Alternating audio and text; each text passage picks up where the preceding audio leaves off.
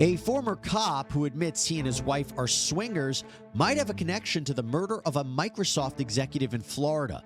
The victim's ex-wife, Shanna Gardner, and her new husband, Mario Fernandez Saldana, are already under arrest, along with an alleged hitman. Could John Biggerstaff be next? We're discussing it all with retired NYPD Sergeant Joseph Giacalone. Welcome to Sidebar, presented by Law&Crime. I'm Jesse Weber. The murder of Jared Bridegan is a complicated case, to say the least. It has a lot of moving parts, a lot of players, and it just got even more complicated. I want you to stay with me as I walk you through this because it's something. It's something. So we go back to February 2022, and 33-year-old Jared Bridegan, an executive with Microsoft, had just dropped off his twins from his first marriage at their mother's home in Jacksonville Beach, Florida. He apparently was on his way back to his house with his 2-year-old daughter from his second marriage in the back seat when he came across an object in the road that turned out to be a tire. He gets out to move it, and he was shot multiple times at close range. His daughter still strapped in the car, in the back seat. Horrific. Nearly a year after the shooting, police announced a major development. They had made their first arrest in January of 2023. Henry Tenon admitted to police that he was the one who shot Bridegan, and he agreed to plead guilty to second-degree murder with a weapon. And it's being reported that as part of this plea agreement, this plea deal, Tenon has to testify truthfully about his involvement in the crime and his interactions with the second person to be arrested in this case, Mario Fernandez Saldana. Okay, well, investigators found out that Fernandez Saldana was the only connection between Bridegan and Tenon. You see, Tenon was a tenant at the property of Fernandez Saldana, and Fernandez Saldana at the time of the murder was, get this, married to Bridegan's first wife, Shanna Gardner. Yes, apparently Gardner and Bridegan were in the middle of I'm sure you could have guessed it, a bitter custody battle over their children, their twins. Fernandez Saldana was arrested in March of 2023. He was charged with first-degree murder, conspiracy to commit first-degree murder, solicitation to commit a capital felony, and child abuse. Child abuse because Bridegan's daughter was in the car when her father was shot. Shanna Gardner, meanwhile, was arrested on the other side of the country out in Washington State.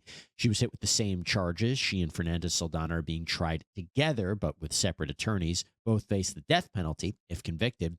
But now we have a new development, and this is what we want to get into. 56-year-old John Biggerstaff, a self-described swinger alongside his wife, a former police officer with the Jacksonville Sheriff's Office, is now a new suspect in Bridegan's death. Biggerstaff is a convicted felon, actually served time behind bars for a sex trafficking and drug offenses, and is believed to be a known associate of Fernandez Saldana. In fact, it's reported that Fernandez Saldana dated Biggerstaff's daughter back in high school, that Biggerstaff and Fernandez Saldana reportedly became workout buddies. Now, even though he is not criminally charged, and we'll get to that, court documents indicate that he is one of 5 people, quote, likely involved in this murder plot. Now, how do we know this? Well, court documents indicate that he apparently was interviewed by police about the Bridegan killing back in 2022. He reportedly did some handyman work at the building where Tenon was a tenant, but claimed he hadn't seen Tenon for a year or two, didn't really know him. He was questioned about why he was searching for 10-millimeter Glocks the month before the Bridegan killing. He admitted he owned a 10-millimeter caliber gun, but said he didn't know where it was. And remember, a 10-millimeter gun was the one that was used to murder Bridegan. The report indicates that both Biggerstaff and Fernandez Saldana's phones were off the night of the murder at the same time. Biggerstaff doesn't remember the day of Bridegan's killing, doesn't leave the house often, doesn't remember the conversation he had with Fernandez Saldana before or after the killing. Biggerstaff he actually consented to a buccal swab, DNA, handed over his cell phone. Turned out his conversations with Fernandez Saldana had been deleted to May 2022. And he was asked why he and Fernandez Saldana were driving around Jacksonville, why Fernandez Saldana called him regarding the case. Biggerstaff claimed this was merely a courtesy call. He wanted to give him a heads up, let him know that he might be questioned because he understands that Biggerstaff was in prison, that he had drug use issues. That's why, not to talk about what his role might have been in the killing, but to give him a heads up. Now, According to court documents, quote, toll records show a significant increase in contact immediately before and after the murder compared to the otherwise sporadic contact between them in the 6 weeks before the murder. They note that the suspect, quote, had frequent phone and in person contact with Fernandez Saldana on the day before, day of, and day after the homicide. Biggerstaff claims he knows nothing of the murder, but reporting indicates that authorities may not have believed Biggerstaff, that he wasn't quite being honest with them in this interview. So, with that in mind, let me bring on Joseph Giacalone, retired NYPD sergeant, adjunct professor at John Jay College of Criminal Justice. Good to see you, sir. What a case. Oh, boy. A retired police officer now allegedly involved in this? This is the new update? What's your take on it? Yeah, so I think that the prosecutor and the police, and they've stated that this investigation is far from over, and they're looking into all different avenues and available suspects, so to speak. They believe that this is basically part of this conspiracy. They already dropped conspiracy charges, so I think they just continue to follow the investigation, follow that electronic evidence, and see if they can dig up any more surveillance video and what have you to try to put this piece of the last puzzle, so to speak, together. I was struggling a little bit about what role he played in this. What role, from what you saw, allegedly, would he have played, Biggerstaff played in this killing? I mean, again, he hasn't been criminally charged. We're kind of reading through the tea leaves. But did you come up with a working theory about what he might have done to aid this? Well, the only thing that looks like the connection somehow is this 10 millimeter gun, right? So he owned one. He doesn't know what happened to it after he was arrested. He said that he had to give up all of these guns, and he said his wife, his son had them, and that's the case. And then he actually kind of, when they asked him, like, did some of these like go to other people? Did they already go to any kind of, in the interview, he basically said he didn't know exactly what transpired with some of those guns. So the issue that comes down to is that they have nothing on him per se right now that we are aware of course. The only connection that looks like it has is that he knows him and that he knows the alleged shooter, right? This guy Tenon, and this mystery 10 millimeter handgun. They asked him about the ammo too, Jesse, and he said that he didn't remember what kind of ammo he used to have for the gun too. So I guess the cops were fishing for a specific make and model of the cartridge or the shell casings that were found at the scene to see if they can do something like that. But he did give up another little piece of information about where he would purchase his ammunition, and maybe there's some sort of record that they keep about who they sell it to and what kind of cartridges they buy. Isn't it weird, though? He was talking to Fernando Saldana so much during this time period, and both of their phones were off at the same time on the night of the murder or the day of the murder. I mean, look, we talk about the Brian Koberger case and how his phone was turned off, and investigators have said that's a way that a lot of criminals try to avoid capture so they know they won't be tracked. But when you turn your phone off and you turn it back on and it's off during the commission of the crime, it can make you look even more guilty. So I think that aspect of it is pretty significant in my eyes. Well, sure it is, right? So, but it's like it's just pure speculation on our part at that point, right? So, yes, it's strange, it's unusual. He actually answered that out and said, "I shut my phone off all the time." So, if that's the case, the police can actually get that information from the cell carrier too. Listen, do we have to believe him? No, but right now there is nothing that is pointing to him directly involved in this conflict, or the prosecutor would have levied charges on him. I think they're working the case. They're looking at every available piece of information, and who knows? Some of these people that are involved, if they're up for the death penalty, if they want to cut a deal, this could be a precarious situation for maybe other people that might be involved in it, because, as you well know, people will talk to save their own skin. A lot of things to break down there. Why do you think he hasn't been arrested? Well, the police need the evidence and the probable cause to do so, right? They haven't been able to get that piece to convince the prosecutor to say, yes, arrest him. When you're building a case like this, especially a homicide case, the prosecutor is what we call a riding with you. Like they're riding actually with you. They're doing all this kind of work with you. And they dictate most of what happens about who gets arrested and when they get arrested. And they want to build airtight cases. They don't want to lose cases. So if you're going into a case that's very weak based on either circumstantial evidence alone or just on the fact that there are some oddities that are going into it. That doesn't rise to the level of probable cause, and the prosecutor is doing what they need to do.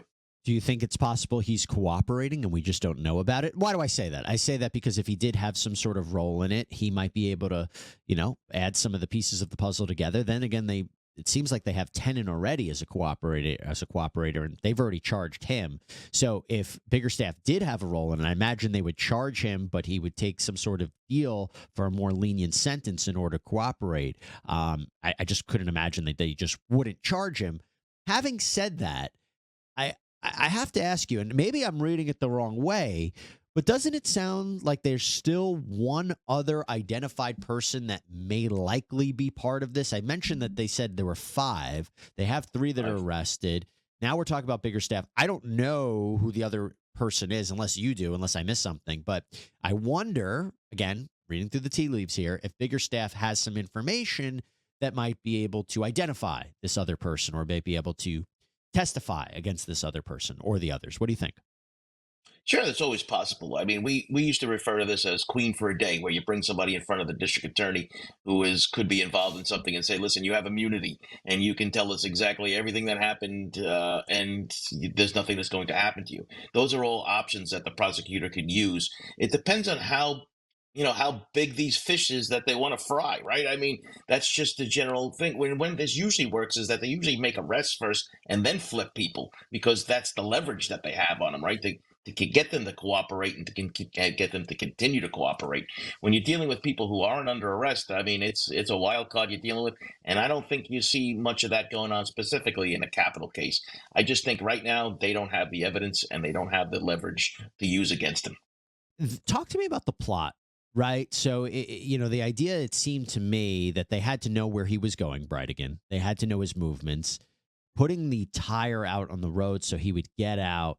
And that is when he's gunned down. It is an intricate plot that seems to have many different connections, right? The person who pulled the trigger, the person who knew his whereabouts, the person who put the tire there, the person that got the gun. I'm not saying it's all different people. Could be one person, but it seems to be a rather intricate plot. And when I hear the details of his ex-wife's involvement or alleged involvement, it doesn't surprise me. I mean, how many times do we have cover cases where someone is in the middle of a bitter divorce or about to get divorced or in the middle of a bitter custody battle? And sometimes that's a motivation.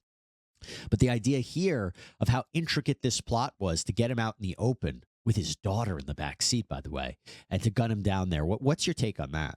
Well, you're right, Jesse, and I live by the Benjamin Franklin quote that says, 3 people can keep a secret as long as 2 of them are dead, right? So when you're dealing with a plot like this and all of these working parts, it's bound to fail. I mean, it's as simple as that, because everybody is then becomes interested in, how do I get myself out of this? And the easy way is to turn state's evidence against them, and that's what's happening already with the actual. You have the key person, the person who actually did the killing, this guy Tenen. He's the one that's talking, right? He's the one that cut the deal. So he has of course the most to lose. He would have gotten the capital murder charge, but now he got the second degree murder charge for that, and now he becomes the star witness against everybody else, and that's something that is a concern now for the other remaining defendants, because they have the piece that they really need, right? The person actually pulled the trigger. But yeah, there's too many working parts, too much of a plan. And you know what? When I first was reading about this case, there's a lot of similarities between this and the Dan Markel case, right? I mean, the Right. same kind of thing. Yep. Custody battles, cars involved, and then if you remember Florida. those killers, Florida. yeah, Florida, Unfortunately. yeah, but if you remember, those killers said that they didn't want to, do it one day because the kid was actually in the car Right. with them, right? So Right. so there's so many similarities here, and it's just it's mind-boggling. But you know what? It's that family dynamic, and it's the custody battles and the divorces and everything like that, and that's usually where these cases lie. What do you think about the fact that Biggerstaff consented to not only being interviewed? I think he said he let me wait till I finish work, goes in, interviewed, agrees to have a DNA swab taken, agrees to have his phone taken over to be hands his phone over to be analyzed. Does that signify to you, hey, he has nothing to hide, or does that signify to you, we shouldn't make more of it? Because he could have lawyered up. He could have lawyered up. He could have said, you know what? I'm not going to talk to anybody without a lawyer. You're asking me about a murder investigation. You're asking me about this case. And he chose not to. What do you think? Well, most people, believe it or not, even with under Miranda or to know the consequences of these things, they still think two things: one, they're smarter than the cops, so they can get out of anything; and two, if I do all that, it makes me look guilty, so I might as well just sit down and try to give out as much information as I possibly can. It look like I cooperate. This happens hundreds and hundreds of times a day in this country, and I've seen it happen personally, where people who you had all the evidence in the world on you, and they still think that they're going to be able to pull one over on you. So that to me means absolutely nothing. The fact that he gave up his cell phone only to have all of these messages be found out to be erased, which doesn't mean they're totally lost, right? So I'm sure But that that's weird too, right? They're erased yeah. till May 2022. I mean, look at the time frame of what we're talking about here. Bridegan was killed in February. Is that not coincidental? And again, they said that he wasn't. The reporting indicates that authorities didn't believe he was telling the truth, that he might have been lying. Right. Well, investigators will tell you they don't believe in coincidences, right? So, Right. having your messages all deleted up until a certain point is so many red flags. It looks like Yeah. China, right? I mean, that's basically the kind of thing that you're doing with. But now the police and the prosecutors have to work with the phone companies and the phone company and the carriers and everything else to try to see if they can recover all of them. Yeah. In my experience, and I've learned that just because you delete a message doesn't mean it's gone forever. Some of them Yeah. can be recovered. So that's just Yes, I think a lot of people realize that in the cases that we cover. When you make a digital footprint, it's there. Look, John Biggerstaff has not been charged. He's not been arrested. We will continue to follow it, though, and see if there's an update. Joseph Giacalone, thanks so much. Appreciate it, sir. anytime, Jesse. All right, everybody, that is all we have for you on this episode of Sidebar. Thank you so much for joining us. As always, please subscribe on Apple Podcasts, Spotify, YouTube, wherever you get your podcasts. I'm Jesse Weber. Speak to you next time.